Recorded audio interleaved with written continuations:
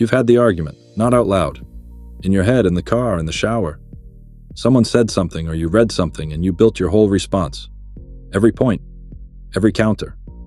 You knew exactly where it would go and exactly why you'd be right. And then you didn't say it. Not because you chickened out. Because somewhere along the way you did the math. Nothing changes, and honestly, who are you in all of this anyway? So you've gotten quieter. And you've started calling that wisdom. Because the alternative is admitting that you just don't know what the right move is anymore. The frustration isn't just political. It's bigger than that, and you know it. It's watching things that used to hold us together come apart in real time. Shared assumptions, basic common ground, institutions that were supposed to be trustworthy. And the response you were handed as a Christian was pretty clear. Speak up. Stand firm. Defend what's true. So you did. Or one version of that anyway. And the result was noise. More arguments that went nowhere. More conversations that ended up costing you something, but that didn't change anything. There's an exhaustion that comes from that. Not from losing. From realizing you're not sure the fight itself is even the right move anymore. And there's shame underneath that too, if you're being honest. The suspicion that maybe you're not doing enough. But at the same time, would doing more even matter? And you really don't know which is true. Which means you can't really know if you're supposed to feel guilty or not. I know a guy named Gary who spent years showing up. School board meetings, letters, petitions, the whole apparatus. A new side quest every week. We'll get to him. This video isn't going to give you a better fighting strategy. It's not a political framework, and it's not going to tell you which battles are worth picking. What it's going to give you is a biblical lens for the moment you're already in. The moment where the move you've been making stops feeling like the right one.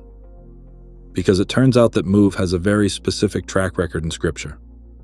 And the assignment that replaced it is a lot stranger than you'd expect.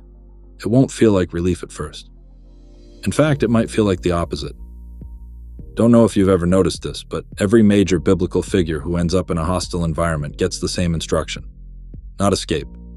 Not resistance until the system breaks. Something much stranger. Joseph doesn't retreat from Egypt. He ends up running Pharaoh's household. Daniel doesn't withdraw from Babylon. He serves 3 successive kings at the highest level of a government that was actively hostile to everything he believed. Esther doesn't leave Persia.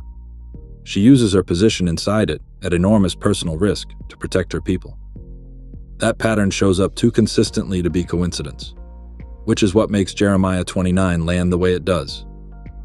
God is speaking to Israelites who have been taken captive to Babylon. Not people who chose to be there. Captives. And here's what he tells them. Build houses and settle down.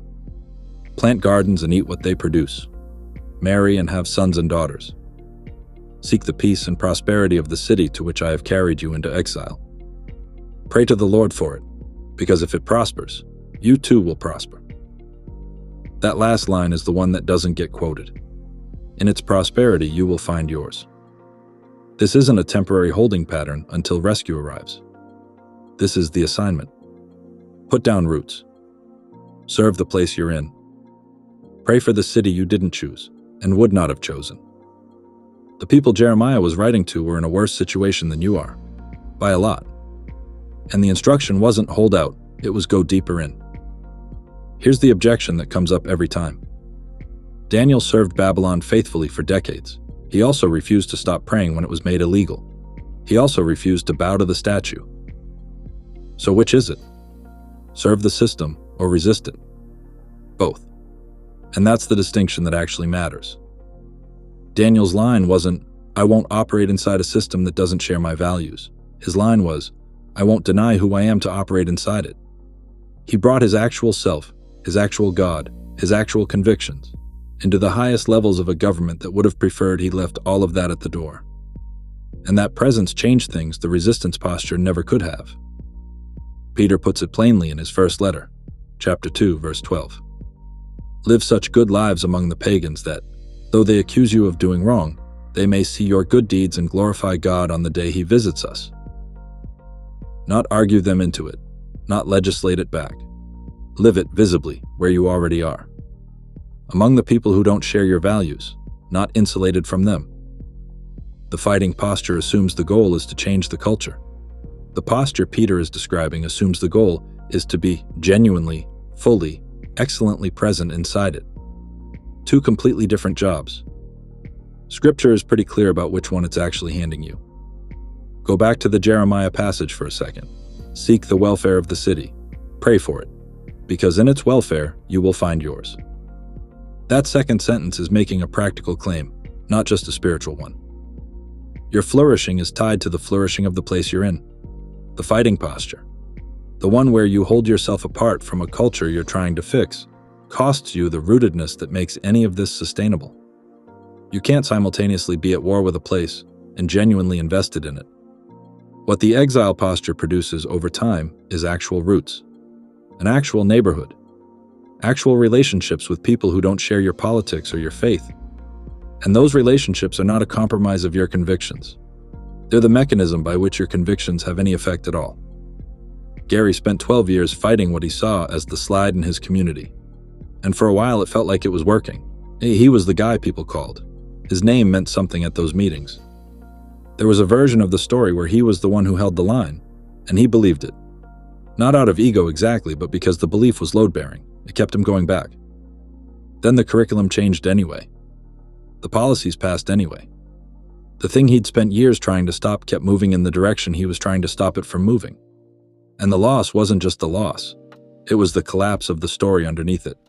He'd been operating as though the outcome was a variable he could affect if he just showed up hard enough and long enough. When that turned out not to be true, he didn't have anything underneath it. No framework for what faithful looks like when the tide doesn't turn. The question Gary eventually landed on wasn't how to stop the slide. It was what faithfulness looks like when you can't.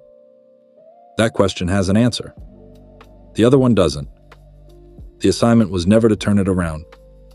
If what's wearing you out isn't the cultural drift, but the specific, sickening realization that the people who were supposed to stop it were actually in on it, then check out this video.